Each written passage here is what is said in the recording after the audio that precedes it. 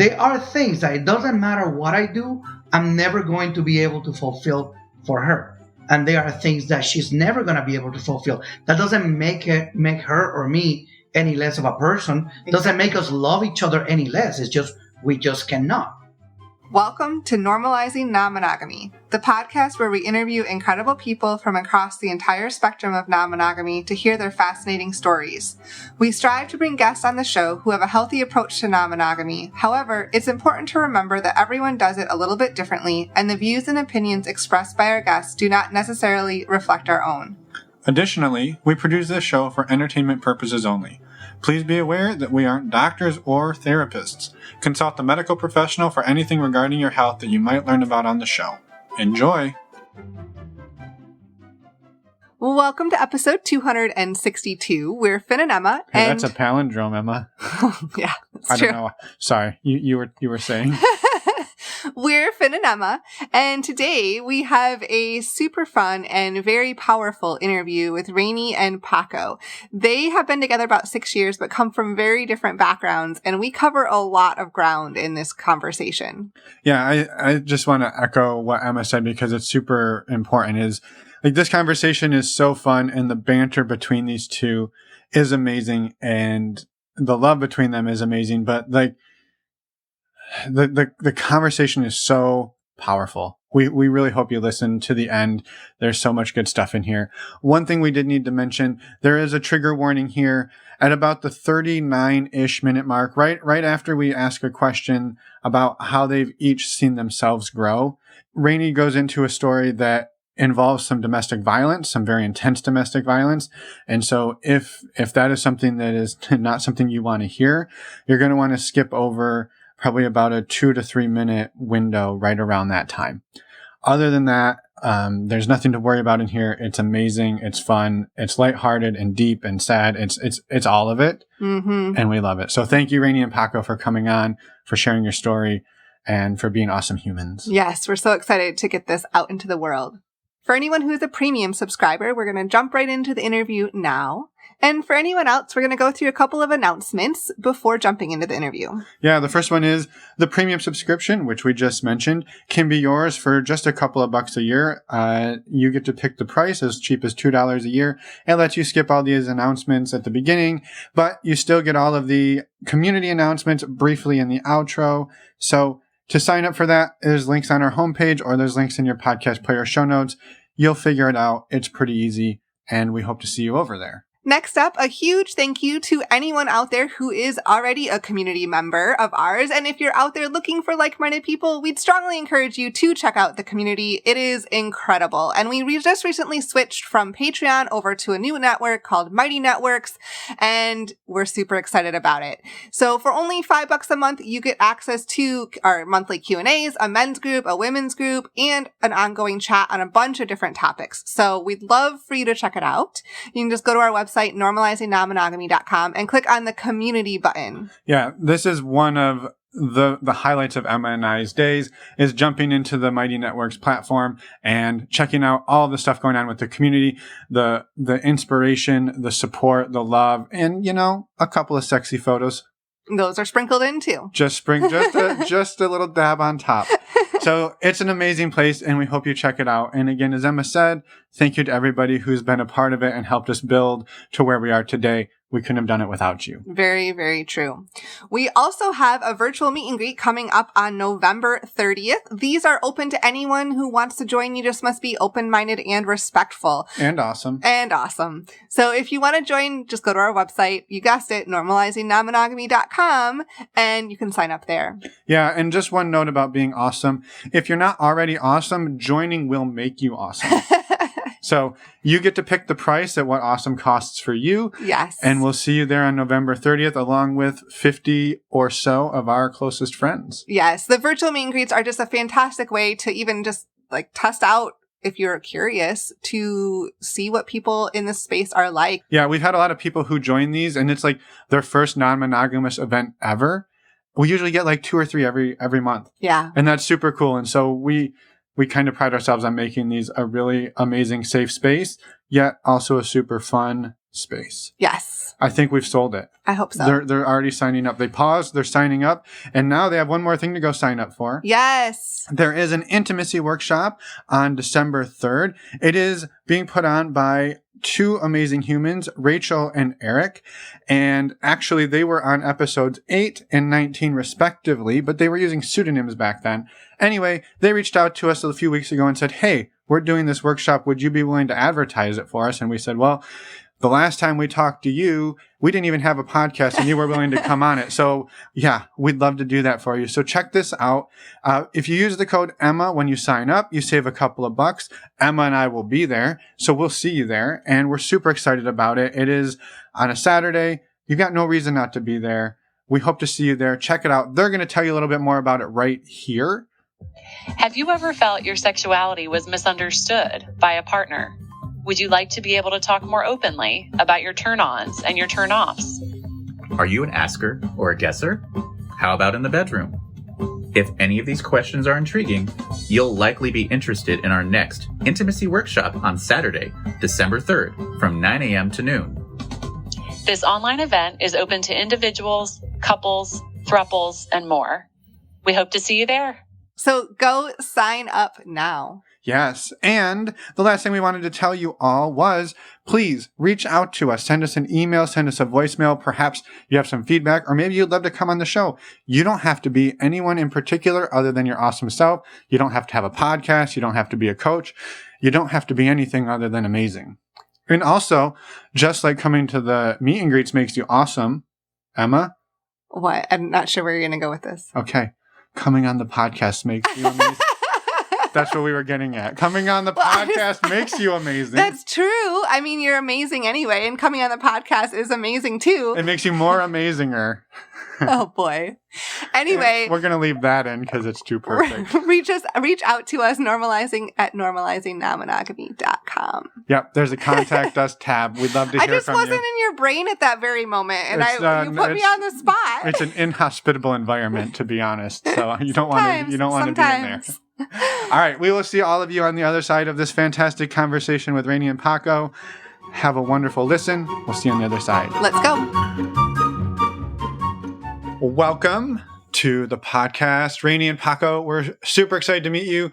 We know very little about you. In fact, we have never even exchanged an email with you. So we don't need to go into all of the ways that this happened. It's way too convoluted, but you're here and we're about to learn a whole lot about you. So thank you for being open and vulnerable and coming on and willing to share your life story with us. Thank you for being here. Absolutely. Thank you for having us. Thank you for having us. It's going to be a good time. Yes, it's going to be so much fun. Hopefully.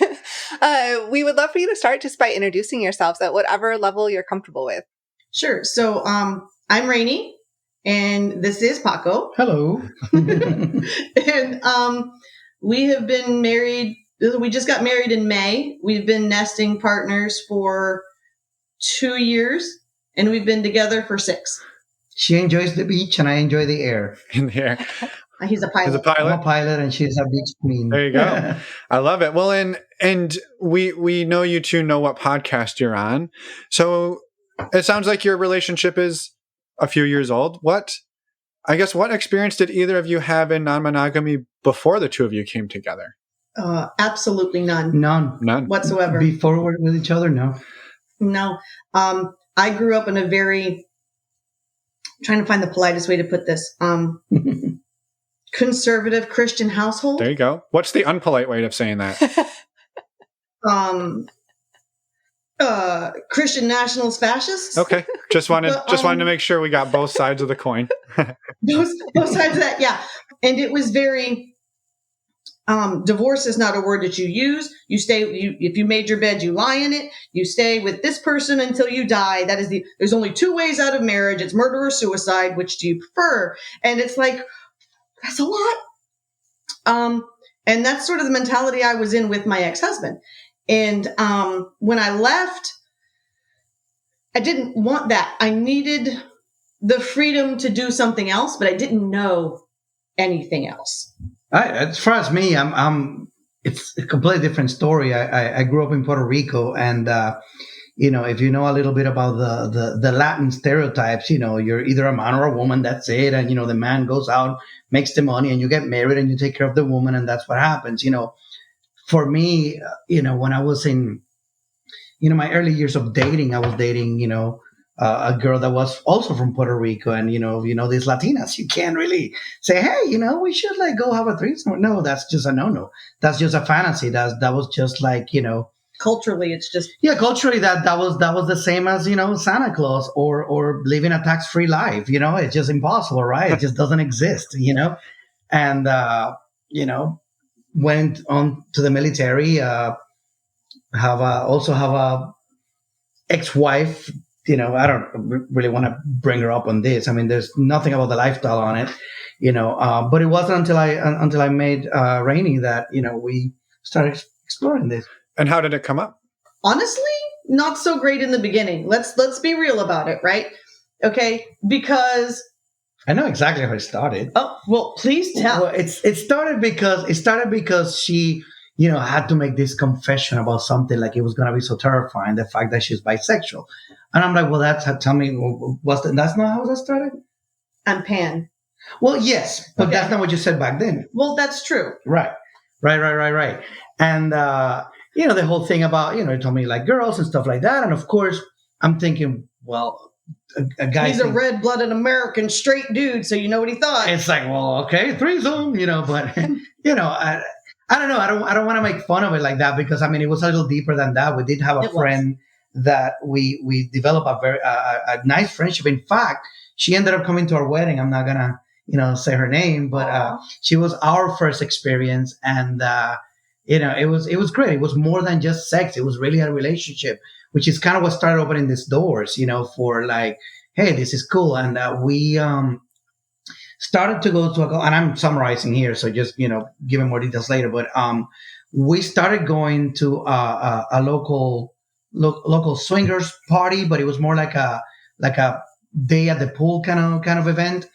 And we started meeting other people. And of course, at first time, I'm thinking, I don't know if I want to like meet with another couple. Of course, I was looking for that unicorn. And Rainy was kind of like, yeah, well, I don't mind either, obviously. And it wasn't until about a year after that we had our first experience with another couple. And I realized, oh, this is actually awesome.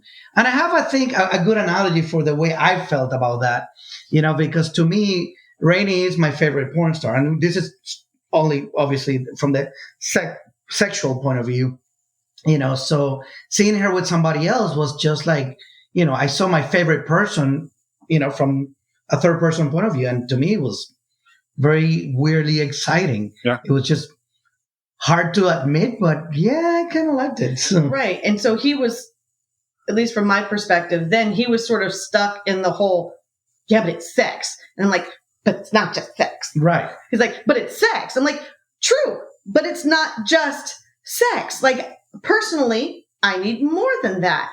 And it's not so much that I'm demisexual, although I'm also demisexual. It's more about, I've never been the person to just, wham, bam, thank you, ma'am. That's never been my thing. Right.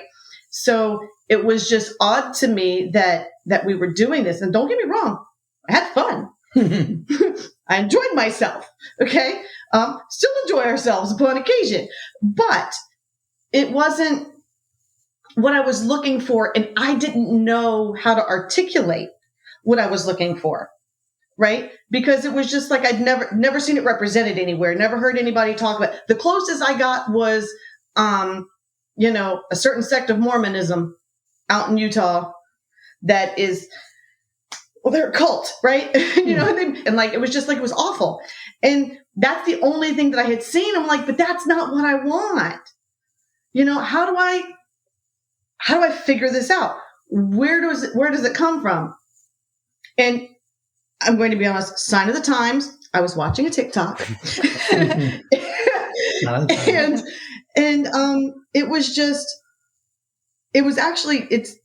it's actually an awful account, but they did say something. It's like, listen, it doesn't have to be just sex. You can have a loving relationship with more than one person. And I was just like, well, yeah, I know, because I have a relationship with my mom, I have a relationship with my dad, and whatever. Because I'm still thinking you're only allowed to have one. Mm-hmm. Mhm. And, and so I was just like, yeah, okay, whatever. And then, because the algorithm is what it is, then I had some other things pop up and I'm like, no. You're allowed to have more than one, actually, if you want. I mean, you don't have to, but you can. And I was like, so I have to Google, because if I don't intellectualize everything first, I can't articulate it to him in a way that makes sense, because otherwise it comes out as gobbledygook. So, I'm Googling a little bit about it and found some YouTube. I can't remember her name. I found a great YouTube about it. She really kind of goes through everything and really explains things like to newbies who are trying to understand it, which I thought was really cool. And I was like, this is what I'm talking about. It's this. And so it's like 2:00 in the morning. And I'm like, dude, wake up. It's like, I have to tell you a thing. And so he was like, wait, what? You want to do what? And this was that was about the time. Go ahead. Go ahead. this was after you two had started exploring sexually with other people, but this is yeah, absolutely. And how far Absolutely. into your relationship did that start? Exploring sexually was probably 3 years in. Okay. And then 2.5 years in. And then how long, when was this night where you woke him up at 2 a.m? That happened. I'm just trying to give people some context of timing. It's about 2 years ago. About 2 years ago. Okay. Yeah. Okay. Cool. And that's about the time when she brings polyamory to me, and I'm like, I'm listening, because I love, whether I agree with something or not, I love listening to somebody's reasoning, because if you make sense, you make sense. I have an analogy for that, and I know you know what I'm talking about. It's like if I tell you 1 + 1 is 2, but then you tell me 1 + 1 is 11, I can see your point. I don't think you're right, but I can see your point, so tell me more, right? And then when she told me about it, I was like, well, shit, I can't argue that. That makes sense, right? So the channel she was referring to is called Boldly Grow on YouTube. Boldly, like bold letters, and grow as in, We'll put grow. links in the show notes for sure. Thank you. Yeah. Okay, Boldly Grow. And she explained it so well. And I'm, if you haven't noticed by now, I'm an analogy kind of guy. I like to relate with that. And she said, it's like when we can relate because we're parents. If you have a child, it's like, oh my God, you love that child so much. There's nothing in the world that you love more than that child, right? And then you have another one. Do you stop loving that first one to love the second one? Do you love one more than the other one? No. Do you love them both differently? Yes. You love your kids differently. That doesn't mean that you love one more than the other one. They're just different. And that's what polyamory is like. It's just, you're not talking about children. You're not talking about parents. You're not talking about siblings. You're talking about just people that you met and become friends. There's no difference really between friends and that. It's just, they have extra benefits. You actually have that love and you share these moments. And just like Rainy explained it to me before, it's like, there are things that it doesn't matter what I do, I'm never going to be able to fulfill for her.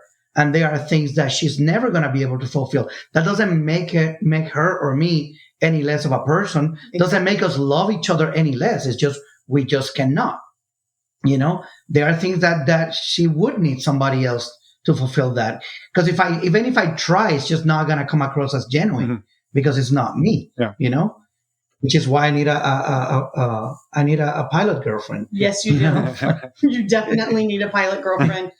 Ladies and gentlemen, just FYI, if you are a pilot and you are female, he's looking for a pilot girlfriend. Okay, DMs are open. Like, I don't know. We don't even have to have sex. All I want is just go fly with him. I just want to fly with you and talk to you about planes, like we're talking about girls or guys. Like I literally look through airplanes that I want to buy, and it's like looking at porn. It's airplane porn. It's airplane porn, right? It's clearly airplane porn. I love it. But anyway, I love it. But but at the same time, we did have some difficulty with it, right? Because earlier in our relationship, he was honestly very jealous, right? And part of that is his culture, the Latin machismo. It's all of it's quite honestly, it's the misogyny and the internalized misogyny and everything that goes along with that. And he he had worked a lot on that previous to this, which is one of the reasons why I felt comfortable coming to him and saying, hey, we've kind of worked on the whole, sex with other people and you've not wanted to kill someone else or you've not wanted to kill me, I feel like we're headed in the right direction. Yeah, no. Let's see. Let me just, sort of dip that toe in the water. And he was honestly, from my perspective, you were kind of hurt.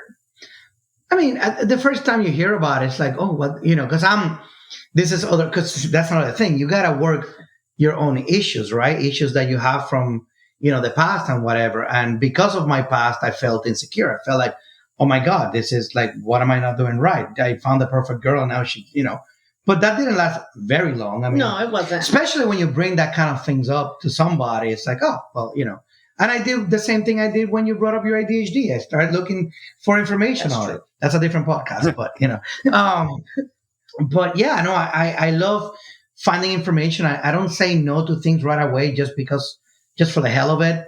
I like to at least find the logic on it, and I was sold on it. And not even for me, because to be honest, she's more into polyamory than I am. I think she fulfills most of what I need as far as love. Short of the flying thing. I mean, really. But I know that you don't like flying. Let that be on record. But I lost my train of thought now. Well, I if you're okay, Paco, I'll jump in really quick because I think what you're getting at is something that is so, I think, sometimes overlooked. That the concepts that we're talking about are so against the grain of everything that we're taught and everything that we see modeled for us on the day-to-day. And so if somebody comes to you and says, I want to try this thing that is way outside of anything you've ever maybe even considered, it takes time. It takes time to internalize it, absorb it, process it, and then come back out the other side with your own perspective. And it sounds like you two navigated the, let's call it strictly sexual, even though it never really was. And you said that even from the first experience, it was sexual, but there was way more. But your mindset was that this is strictly sexual. And that's a different mindset, even if there are other things happening, but that mindset is different than, yeah, we're looking for potentially love or other partners or people to come in that they're not just here for a night or two. They're here tomorrow and the next day and a week later and a month later. And that's a very different game you're playing. And so that shift, if you're okay or open to talking a little bit more about that shift and how did the swinging go and how did the shift from swinging to a little more polyamory go? Well, from my perspective, I could take or leave the swinging. Mm-hmm. That's just me. If I'm into it, I'm definitely down. It's just, I got it, yep. I just got to be there. Yep. It's not the end all be all for me, but I would say that the swinging initially, I think it went well because it was just we could detach and it could just be sex. It didn't have to mean anything. It didn't have to be anything. So we didn't have to think about the hard things that come with that. Would you agree? Yeah, no, I completely agree. And that's we made good friends. Something that I wanted to point out a little earlier when we were talking about this is that one of the biggest thing that this has done for us is it has solidified what we already had. I've never felt so strong about a relationship like the one I feel with her right now. And it's very ironic because if I could have heard myself talking about this, 10, 15 years ago, I would have been like, wait, hold on. How does screwing other people is making your relationship stronger? That doesn't make sense. But it's not like that. Cause as much of a horn dog a man can be, I really did start seeing it for what it was. It's like, cause I am a people person. I love meeting new people. That's how I recharge. It's just, I'm very extroverted, love being around people. So a lot of these swinger couples that we actually ended up hooking up with just for sex ends up being friends of ours. And we've actually had some vanilla dates with them where we just go and have dinner somewhere or go sing karaoke. And I really love that. And it just adds so much more value than just the sex, So, but I deviated from the question. I'm sorry. It's okay. You did, but you didn't. I see what you're doing. I promise. So So if that kind of tells you sort of the spectrum of kind of how it was to how it's kind of grown, at least in the swinging part of things. Right. It was, and to me, that made the transition smoother. I have seen, now I don't have any firsthand experience in this, but I have seen other people in the community who haven't done it in that direction. They've done the poly thing first and then the swinging thing. And for them, it doesn't seem to work out as the transition is not as smooth one way or the other. To me, Because it's backwards. To me, it's yeah. But not that it's backwards. It just didn't flow like it did for us. Sure. Now, part of that may be because, one of the things that we value very highly from the beginning in our relationship was communication. Absolutely. And, we are not above arguing in the middle of the night in a parking lot in front of God and everybody to get it done. Until we understand each other. Till we understand each other. And obviously, we don't do this in front of children for obvious reasons. But, so we're not above having the hard conversations. Right. And doing those things. And I think, at least from my perspective, starting with the swinging allowed us to get some of that out of the way already. So that when we got here, we could focus on the one thing instead of focusing on both things. Right. It's preparing you. They teach you emergency procedures before they teach you how to, fly. So, that to me is kind of how that was. I think one of the hardest part of polyamory is that, and one of the hardest things for me to overcome was that FOMO, right? The fear of missing out. And because I love doing things with Rainy, right? If I don't go with her, it's because I couldn't go, right? Not because I wasn't invited or because I didn't want to go. Mm-hmm. When it comes to polyamory, it's up to her and her partner whether I'm going to be included or not. So, when she dates or if she has a date or anything like that, and I'm not there, it's just that whole like, okay, well, great. She has something on Thursday night, but I'm here just playing Xbox or just not really with anything. So I'm kind of like, it's not the jealousy of like, oh my God, is she with somebody else? It's more about like, I want to go with you. I want to be, have fun. You know what I mean? So that's, I think to me, that is the hardest part because there's no party I ever say no to, Whereas for her, it's a little different. So for her, sometimes I want to go to a place. She doesn't feel like going. She says, no, you go without me. I was like, I would never say that. Like I would always go with you, And that's the difference between an extroverted extrovert and an extroverted introvert. Yep. I got you, Rainy. And I love it. I appreciate that sort of perspective. And I think it's really interesting. And I actually hadn't even thought about it like this, amazingly, after having done this for like 15 years. But the Look idea, at this. You're teaching something new. The idea though, that like, if you, let's say you go from monogamous relationship straight to polyamory. And this is not an advocate. I'm not advocating for your strategy. I'm just like, if you go straight from no judgment, right. From straight from monogamy to poly, you now have to contend with processing this person's having emotions and love and all of these things. And they're having sex with this person, potentially, right? Not necessarily, but potentially. And it's separate. And it's separate in a lot of cases. But, in a lot of cases. What you do in your method is the first step is like, can we handle the sex piece? And I think it's interesting because a lot of people are like, maybe get hung up there and think like, that's going to be the hardest part is like my partner having sex with somebody else. That's the hardest part.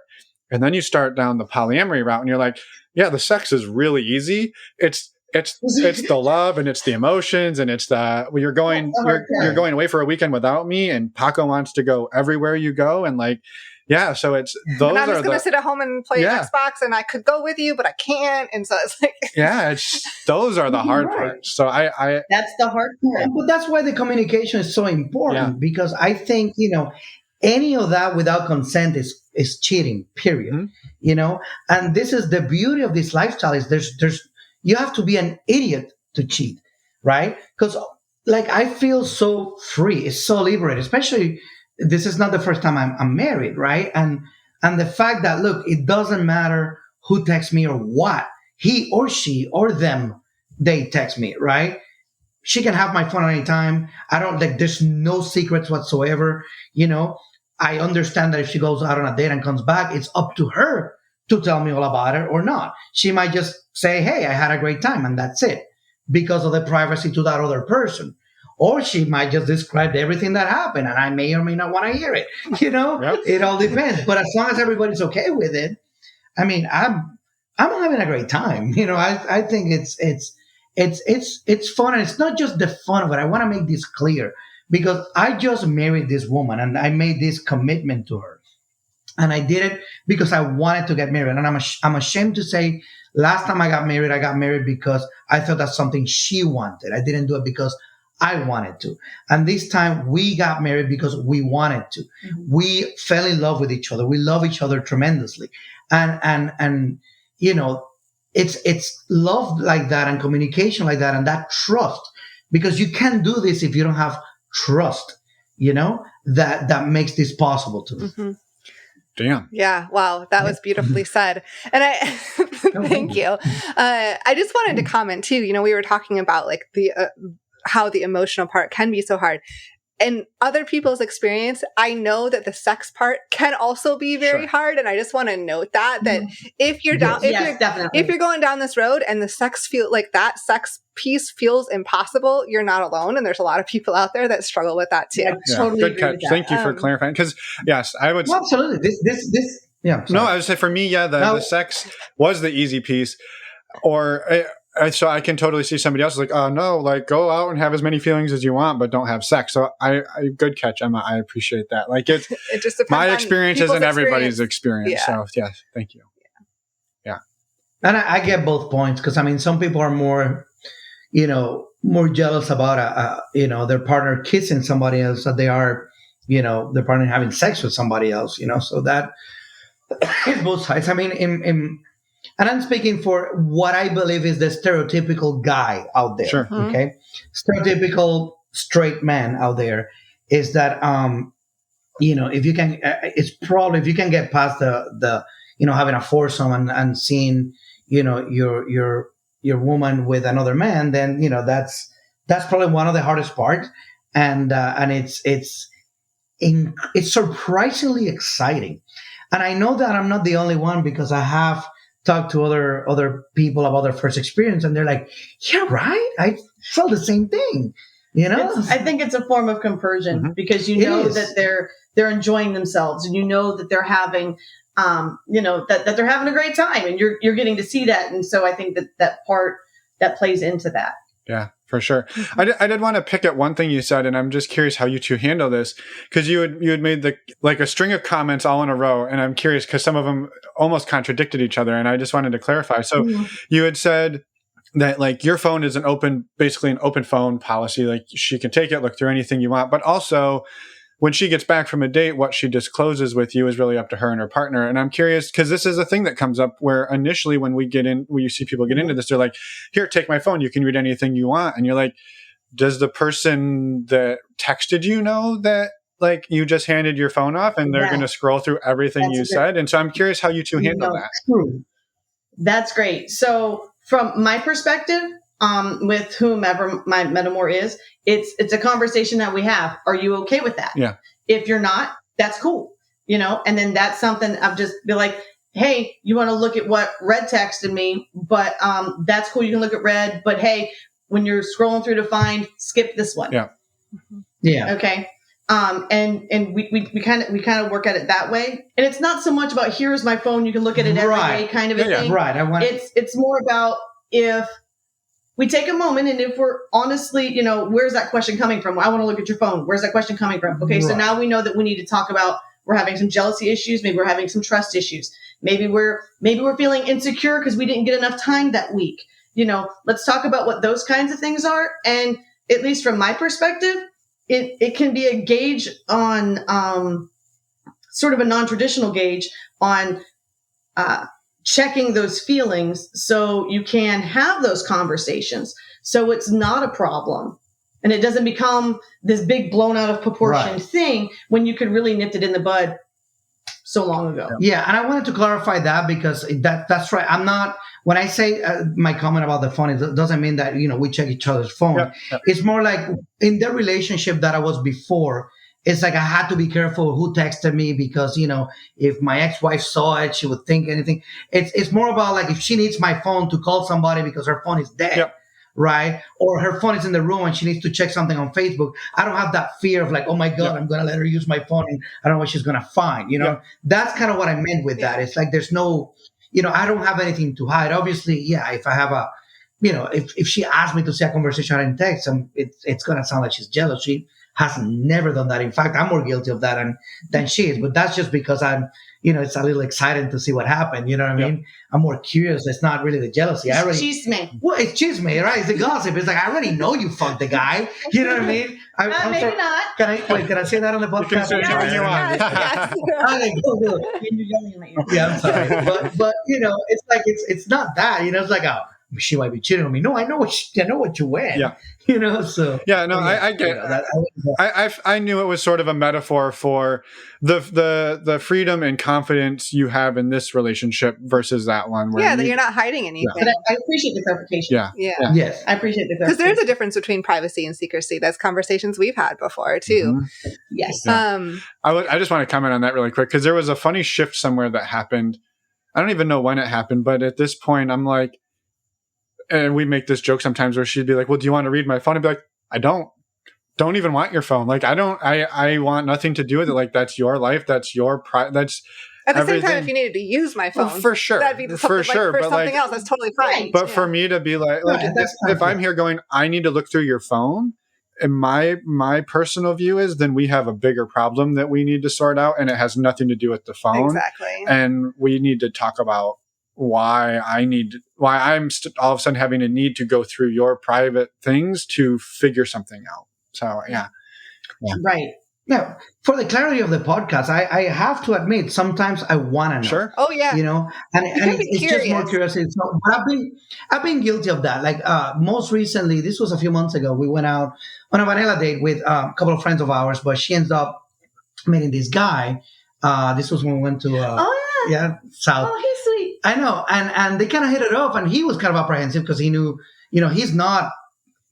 To my understanding, he wasn't polyamorous or anything like that. But he was very concerned about Paco's permission, and it was funny to me because I was like, "Sir, he doesn't own me.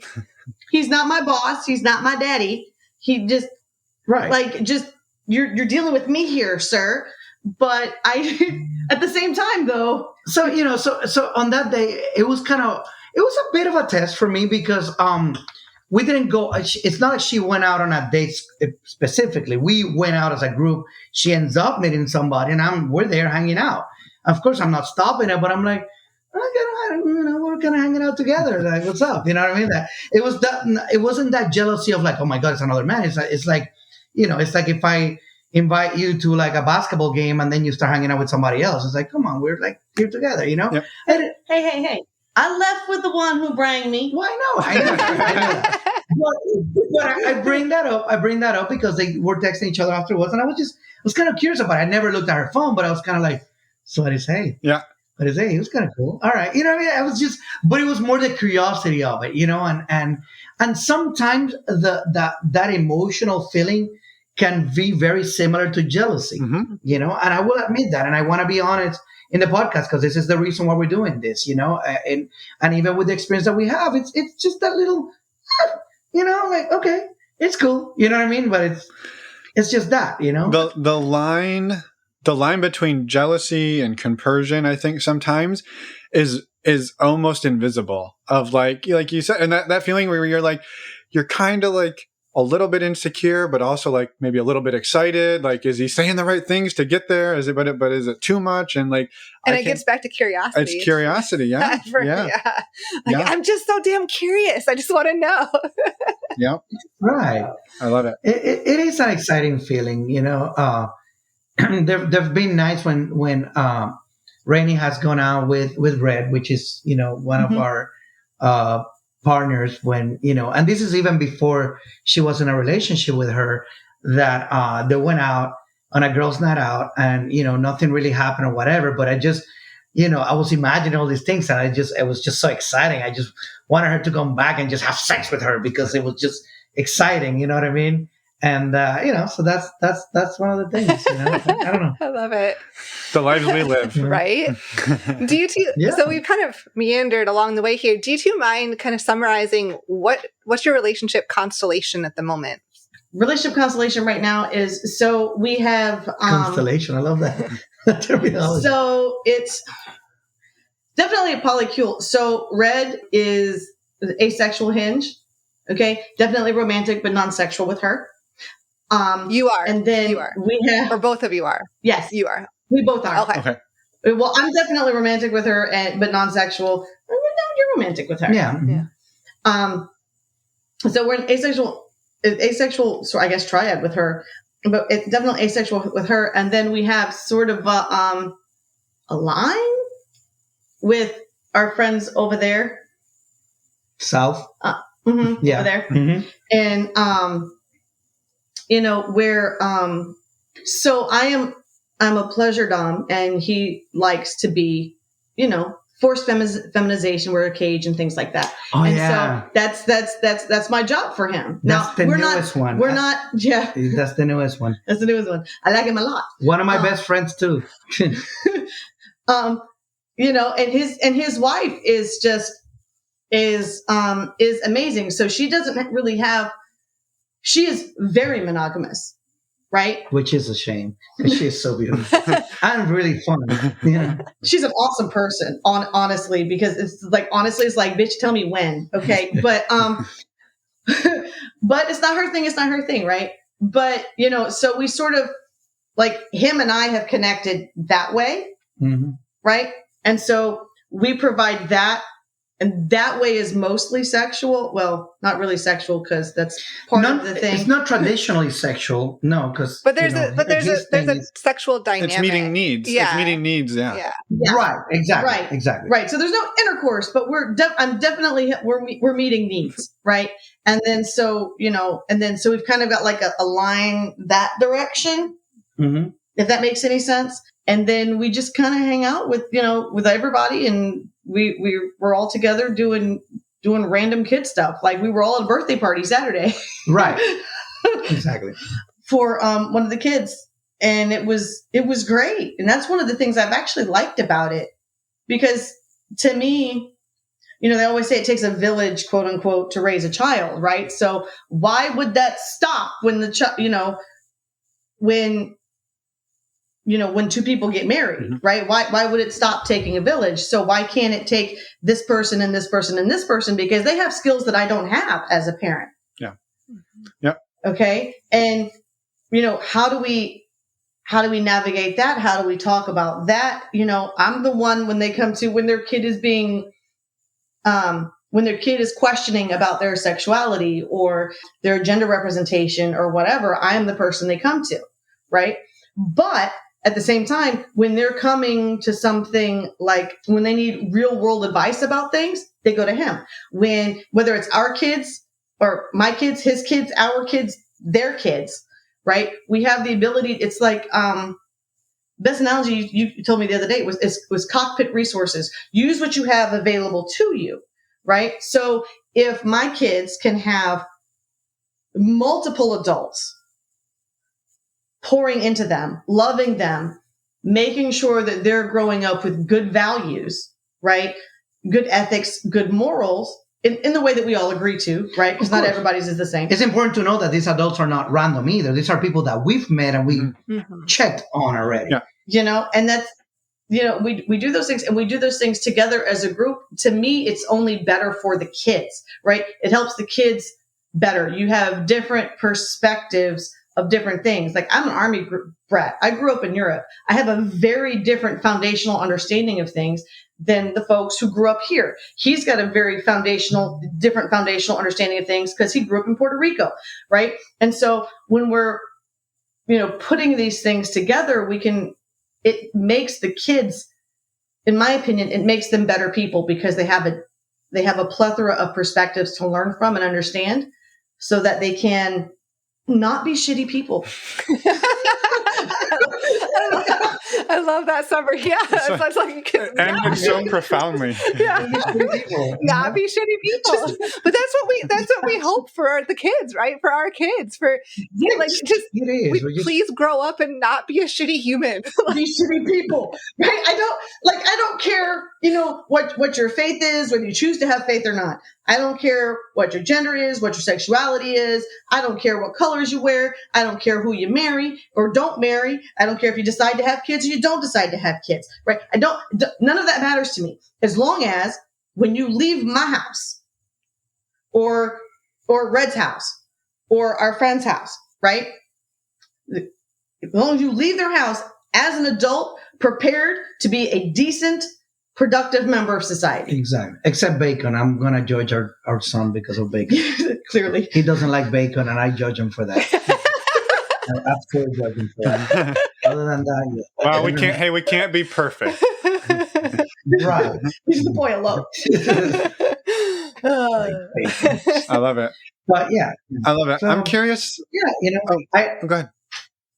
I was the other day, Rainy sent me this thing from, I guess, a meme she found. It said, friends are God's way of saying, God's way of apologizing for your family members, And so that's true though. I kind of feel like, that our people that are currently in our group, right, are very much that. They're very much people that, I'll say it, better than my family. I mean, other than my sister, because my sister is my best friend, one of my best friends in the world.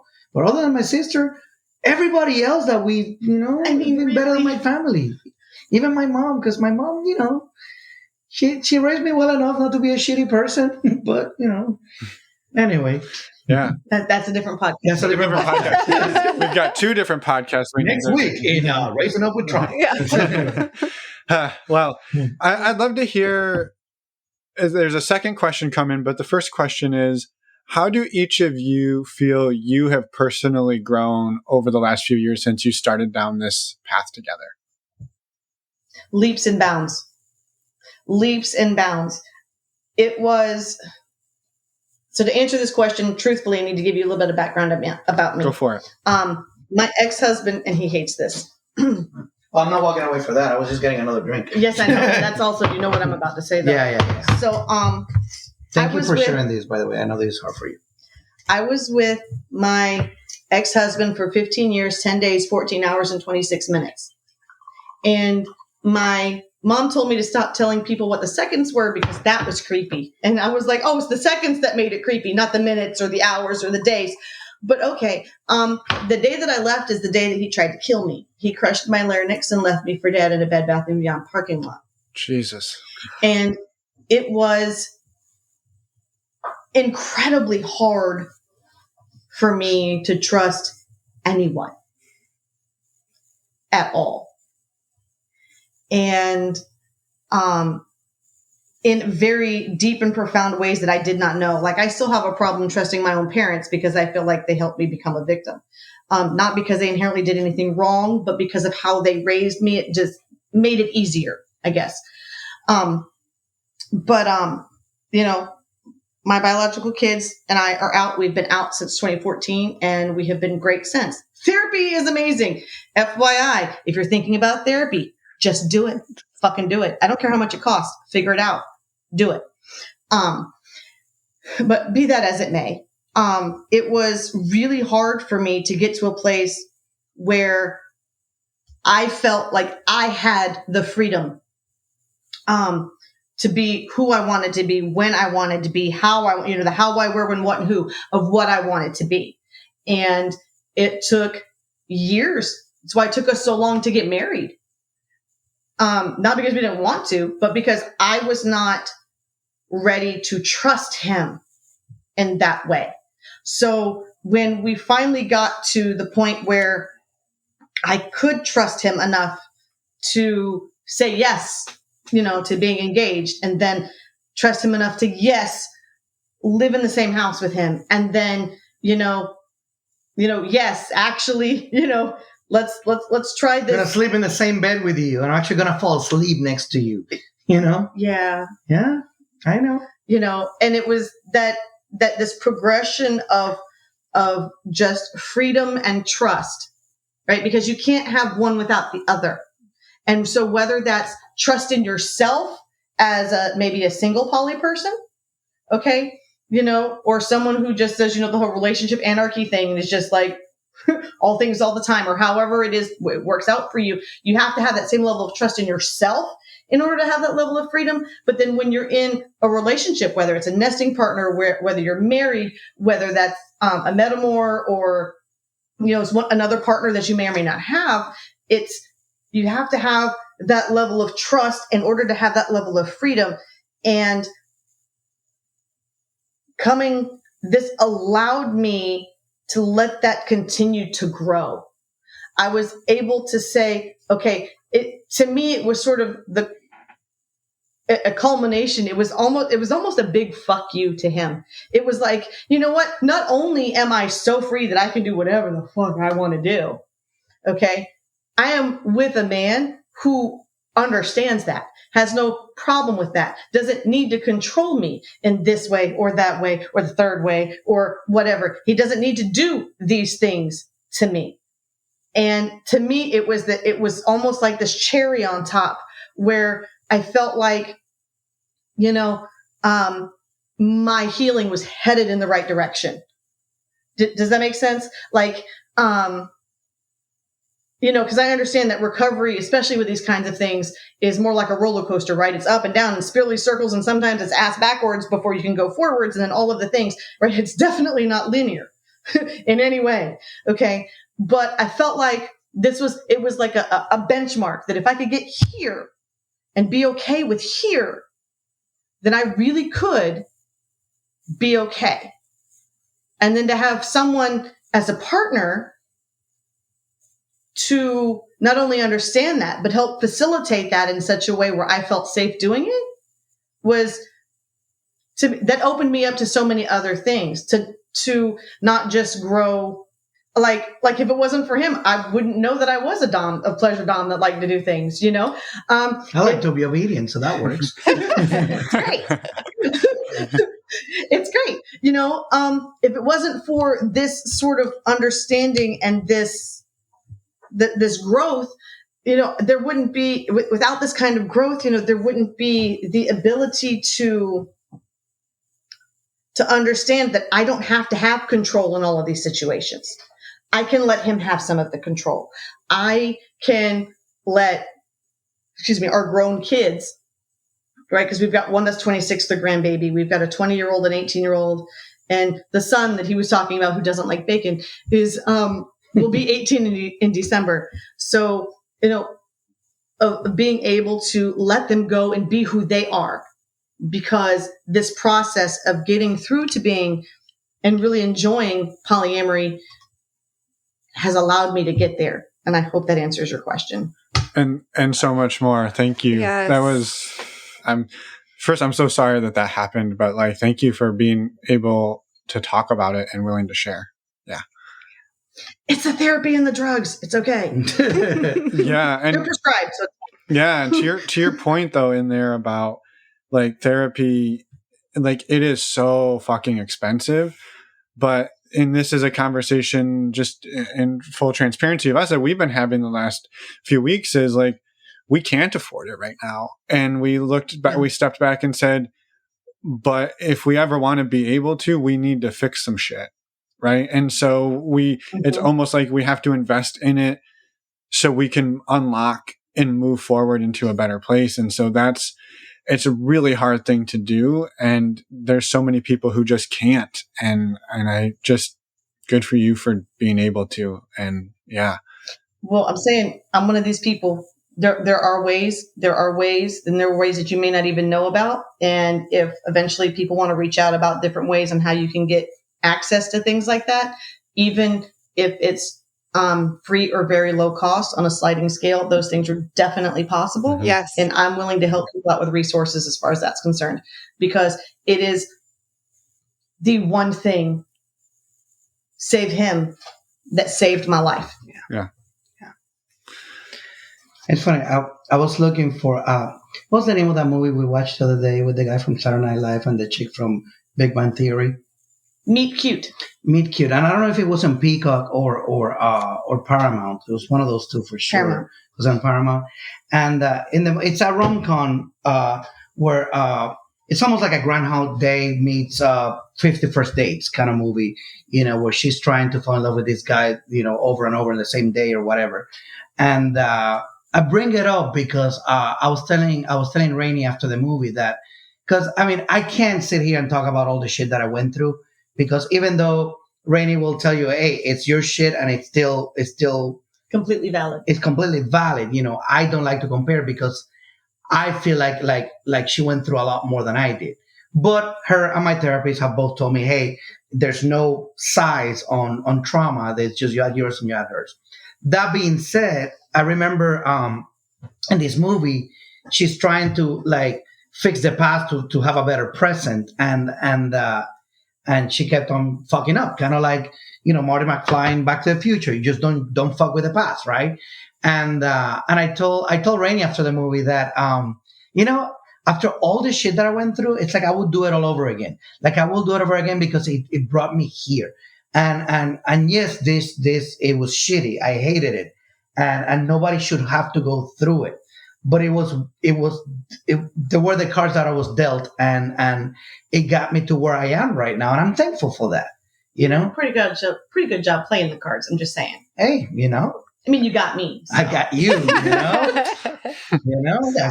that. The jackpot right there. Yeah, I love it. But yeah.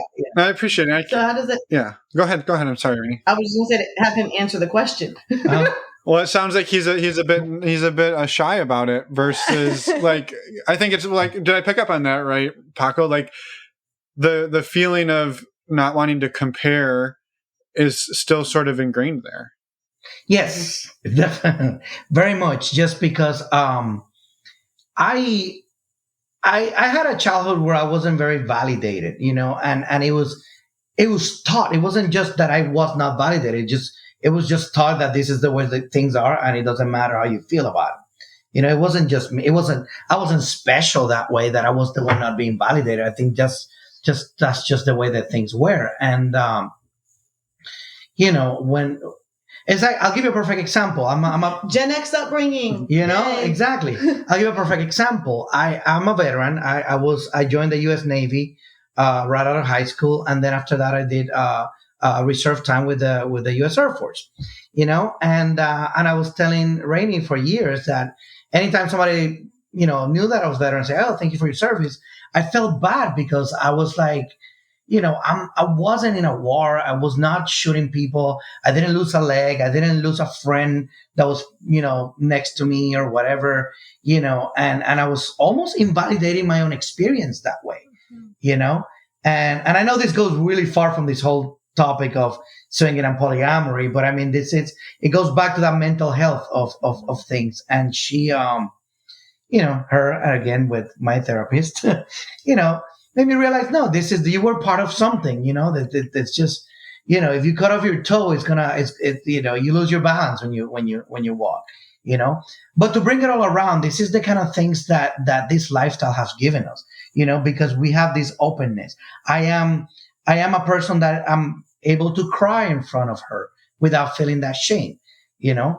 I'm not, I grew up a very manly man, but it doesn't, you don't cry, but no, I want to cry. I cry watching the stupid fucking rom-com movies, and it's okay. Cause I feel that safe environment. It's one of my favorite things. I'm sorry, but it's one of my favorite things. It's just so cute. I kiss its face. It's my favorite thing too, because I don't have to hide it, Because if you don't get at least a little thing on your throat, that you have no feelings, then what kind of person are you? You know what I mean? If you don't cry, it's because you're holding it. I don't care. Interesting fact that the guy movie that the traditional guy movie that I cried the most with was Face Off.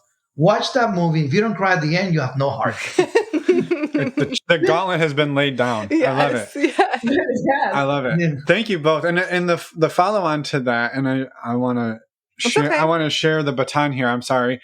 Was how, and this is where you get to jump in, Rainy, and help him out. How have you seen each other grow? Oh my goodness. Yes. Let me talk about this. This is one of my favorite things. Okay. So his jealousy, I'll give you an example. The man that I was dating before him. Okay. I was still friends with him for a very long time. In the beginning of our relationship, he put his foot down. That was a no. We're not going to do that. He was very threatened by that relationship. Enough that, like, I still have some resentment over it because I'm no longer friends with this person. This person was a really good person. Like, he was a good friend to me. Like, just because he was not my person doesn't mean he was a horrible person that I should not have any contact with, right? It was just, he just wasn't my person. And, you know, we split. I mean, not on some not good terms. I mean, we did break up, but it wasn't horrible. We talked after that. We were friends. We communicated and we were fine. And he was really not okay with that. Enough that we had an argument at a friend's house on Thanksgiving weekend where I got in the car and I drove away in a place that I had never been before. I was driving around in a city that I had never been in before and was just Pensacola, a.k.a. Low Alabama. I was livid because I didn't understand what he didn't understand. I didn't understand what she didn't understand.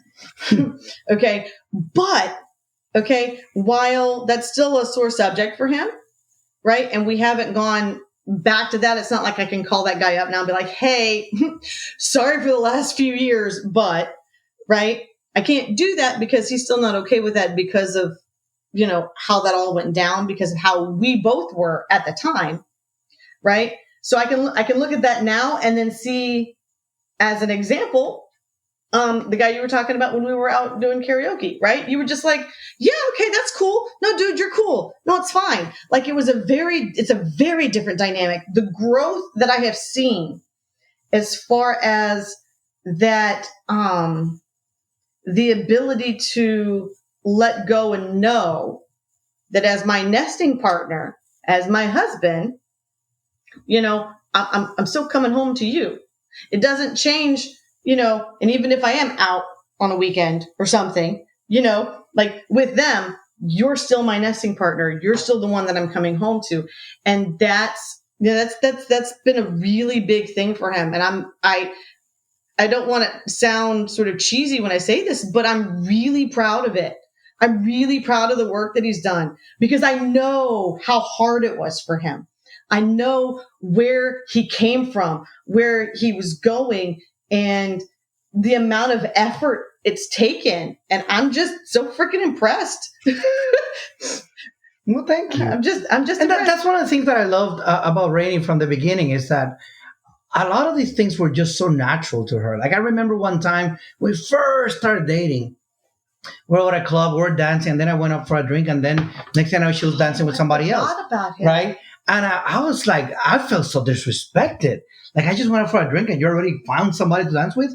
She was like, it was dancing. We weren't doing anything else. You know what I mean? And I look back at it now, and I'm like, oh, yeah, it really was nothing. And what's great about her is that it's just that it's not like she did it on purpose, right? And she did it because there's nothing wrong with it.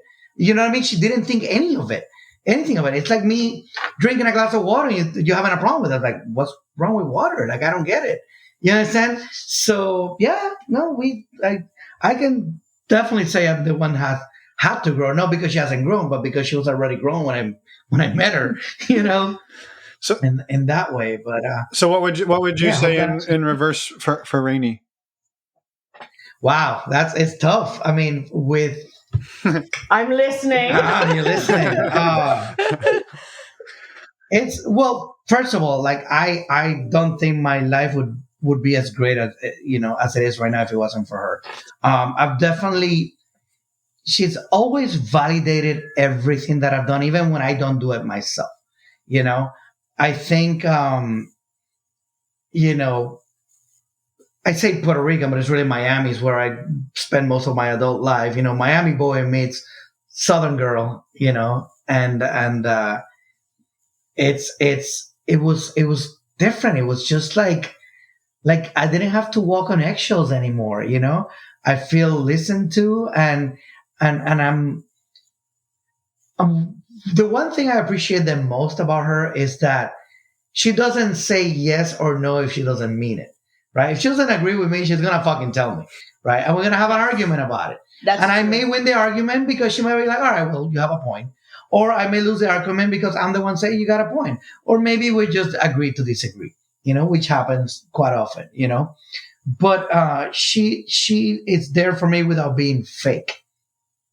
When she says I love you, she's not just saying it because she feels that that's what I need to hear. It's because she actually feels it, And again, I feel like we're going way away from the purpose of the podcast. But I mean, I think it's a good way of showing, how this really puts it all together. I mean,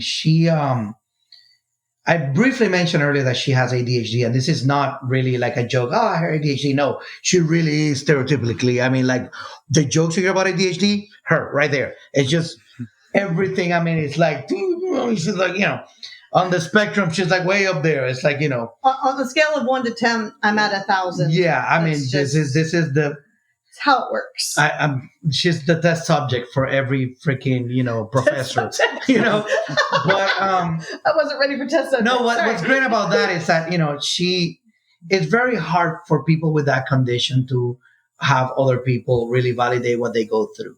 And because she's so resourceful and smart and all that, she really got all of the information in a way that I could understand it little by little without shoving it in my face. So I was like, okay, from understanding, I went to like, oh my God, I'm really sorry about that. Like I ended up apologizing to friends of mine that obviously have ADHD and I never knew. And I was probably very rude to them because I just didn't understand what they went through, And it's communication. I mean, really, it really is the core of our relationship is the fact that we can talk about anything without having to hide anything. And it's just, and this is why our lifestyle works. It's really it. I don't know if that answers your question or not, because I'm rambling now. No, it was perfect. And one of the things in there, and I like, there's so much amazing, and thank you for sharing, was just something that came to mind when you said that if she means yes, she says yes. And if it's no, it's no. And you're gonna know it. I think there's just to tie that into a consent conversation that comes up often is if you never get a no from somebody or you can't trust their no, you can never trust their yes. And so if you then live in this limbo state of, I don't know, you said no, but maybe you meant yes. You said yes, but maybe you mean no. I don't know where we're at. And so living in that space can be really hard. And so having that clarity, like you could say like, well, it's really abrasive. Like they fight a lot or they disagree a lot. And it's like, sure, but at least they're both being honest about what they want. And that can take you a long way to building the trust there. That it's like, well, they never fought at all. And it's like, yeah, but were they actually aligned or were they just placating each other? And if healthy conflict is an important part of a relationship. Yeah. So, it is. And sometimes when you're not used to it, it messes with your head. I mean, I went to a couple of swingers parties by myself before, after being with her. And I remember the first time she said, no, if you want to go, just go. Now let's pause the movie right here, right? This is where a traditional relationship be like, wait, she said, do whatever you want. That means you better do what I want you to do, right? But no, that's not with her, right? It's like, well, she said, no, if you want to go, go. Do whatever you want. Do whatever you want. Are you telling me that you want me to come to the conclusion that you want me to stay? So therefore, it is my opinion that I should stay? Babe, no, fucking go if you want to go or not go. I don't care. I'm going to be on social media. I'm going to do this. Go have fun. Please go. Don't drink and drive. Be safe. Use a condom. I mean, like, what are you, Like, I don't know what else you need from me. Please go. I'm like, you should. I've come to find out that a lot of times I'm one of the few people that I have met that I actually say what I mean and I mean what I say. Now, whether that is some outlandish shit or not, right, is irrelevant, because if it's coming out of my mouth, that's what I mean, because I said it, because it's the truth. I have lived too long in a way where I am not honest with myself and I'm not honest with other people. And it has done nothing but damage the people around me. I am never doing that again. And because of that, baby, please go. Or I'll give you an example. Last night, is it okay? Like, baby, go to bed. I know you're tired. You're exhausted. Oh, yeah. Just please last go night. to bed. I was Please so go to bed. tired. It's okay. I'm not ready to go to bed. Right? It's 9:00 at night. But he he's got a part-time job at a local airport, and because he loves planes, he essentially gets paid to go play all day. Right? So he was playing all day yesterday, but he was exhausted. Okay? And I was just like, babe, go to bed. It's okay. I'm not ready to go to bed. I'll just stay up here and watch TV. Whatever. Yeah, but, do you want me to watch something? No, baby. If you want to go to bed, go to bed. Just go.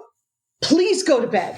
And he's like, oh, I just feel like you don't want to be with. No, babe. I just want you to get some rest because you're falling asleep on the couch. Please go to bed. I'm only 45 and last 6 years been with you. So I have more years of this Conditioning. It's conditioning. It's true. And the irony is that the one that wasn't being honest was me. Yeah. Because what I really want to say is like, I really want to go to bed and I would love it if you join me because I just want to cuddle with you. That's what I should have said because that's really what I wanted. I wanted to be miserable in bed because I was tired. I was in pain, but I wanted to be miserable next to her. Even if she was on her iPad playing games or whatever, But see, that's not what he said. I know. That's why I'm being honest here, That's not what he said. Which is kind of the point, right? That's the point, Is say what you mean and mean what you say, and then be able, not just be able to, but be willing to back that up. Well, and it doesn't mean that it can't. It doesn't mean that it can't change at some future point. That's right. But what you in that moment after everything, yeah. After all we changed already, I mean, it absolutely can change. It can absolutely change. I'm working on it. It's funny to me because I take people at face value. If you tell me something, I'm going to believe that unless you're obviously lying, right? I'm going to believe that until I find out different, because I have this weird thing where I feel like everybody should do it. So I just pretend that everybody does it. And then I get butthurt because people don't do it. And then I have to come home and I rant to him because they don't do it. And he's like, babe, people say they want honesty, but they don't really want honesty. And then we have to have that conversation. I believe that people don't. Yeah. Have you seen the movie, The Invention of Lying? If you've never seen that, watch it. It's hilarious. It's hilarious. A movie and nobody. Yeah, I feel like it. I have. What's his name? It's a great movie. As you two are talking, like, Paco, I identify with you. Like, just so you know, that's my mode of like, let me. I like it's conditioning. It's my own shit. It's all of it. Of like, let me try to interpret what you're really meaning to see, like, or try to not really say what I want because I'm afraid it might like not be the right thing, or I don't know. Like, I identify with you is all I want to say. And some of what Rainy you're saying, I can imagine that Finn identifies a lot with you. So. Well, and it's fun because we're learning this, and partly this is fun, and partly it is good to break the habits. Like, there are times now where I know what she's telling me isn't what she wants, but she's going to get it. And then when it comes out, it's like, well, that's not really what I want. I'm like, well, that sucks. Next time you should ask for what you want. Because I get it. And like, obviously, it's the most real thing. Yeah, like, obviously not if it's going to hurt her, but yeah, if it's just like something stupid and she's like, well, but I really wanted was this. I'm like, well, then you really should have asked for that and you really would have gotten that. Yeah, I got. See, was it Will Smith meme thing where he's just like this thing? Yeah, that got replaced by the slap, by the way. Whatever. Yeah. You know what I mean? But I identify with Emma that way. I also want to mention, because I don't want to also, I've changed a lot, but I mean, and Rainy has a lot of issues that she's, overcome as well, and especially the singing, you're singing in public now, which I love that, and all that stuff. In a very long time. And, because I don't want this to sound one-sided. Like, she's helped me be a better person. We've actually helped each other. In a lot of things. And yeah, it's true. Yeah, I know. Well, I'm just Paco, remember back about 15 minutes ago, she said, apart from you, the thing that kept her alive is therapy. That's true. He's a good listener. I can see why Emma's with him. Yeah, until you remember everything, and she goes, "Why the fuck do you remember everything I ever fucking said ever?" I know. So it's a double-edged sword. It is. It is. Well, I always thought, look, a memory is an event and an emotion. The stronger the emotion, the quicker you remember it, which is, women tend to be more emotional than men, which is why they remember everything. I guess in this case, you're backwards, but, it's one of the things. I feel like one of your next podcasts should be you let us interview you guys.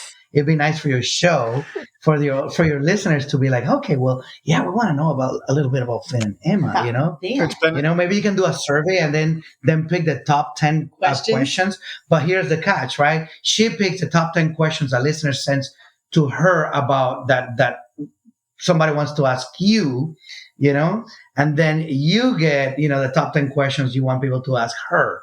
That way you're not expecting the questions. And then you have somebody like us interview you and then do the top 20 questions that your listeners are sending about you guys. No one's ever proposed that exact strategy. No, that's true. We've done we've done a lot of interviews on other people's podcasts, and but not that's a cool idea. We have ways to put some of that into place, and you know what? It's actually a pretty great idea. So, it is.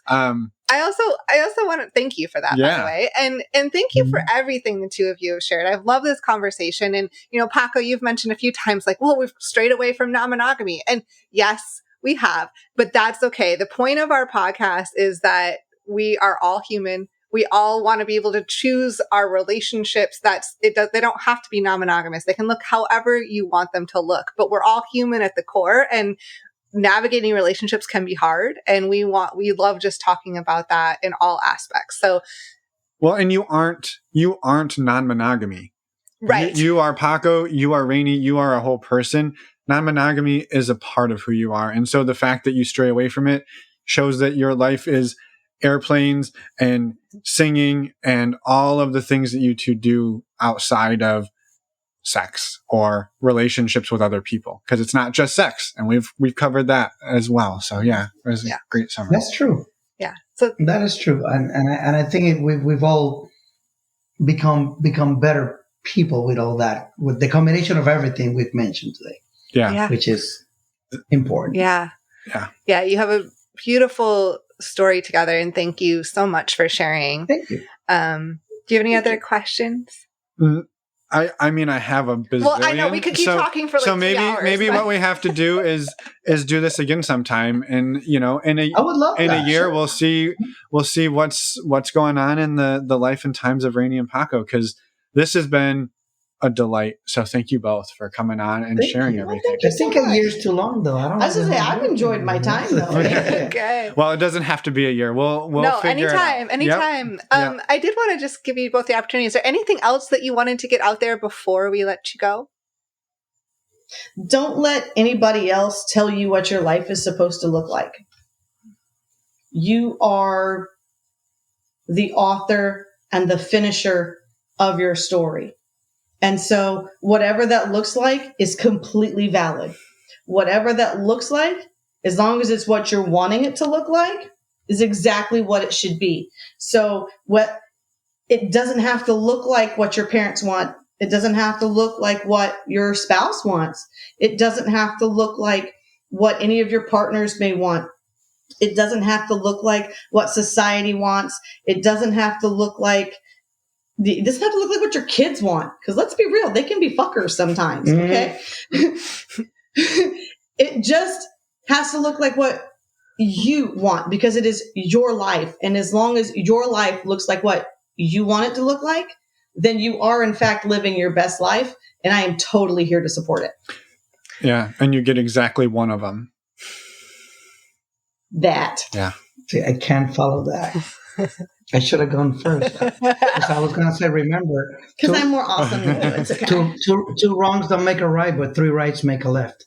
That would have been my advice. It's still amazing, Paco. I love that. I'll edit it so yours goes first. How about that? There you go. There you go.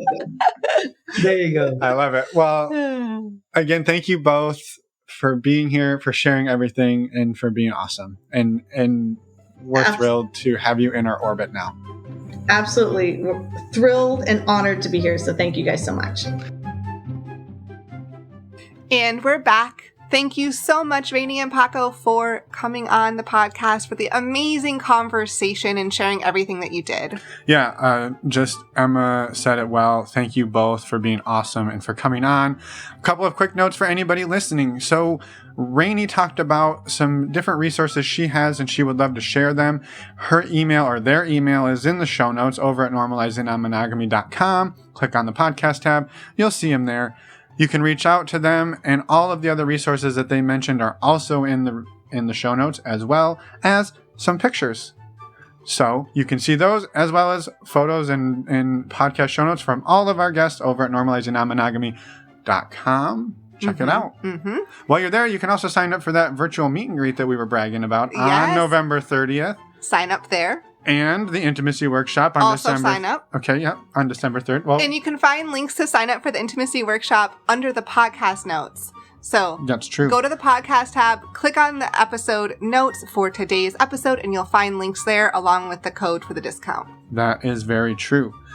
With that, I think that's everything. that's pretty much all. Other than next week, we have another interview With Elizabeth. with Elizabeth. We kind of promised for astute listeners.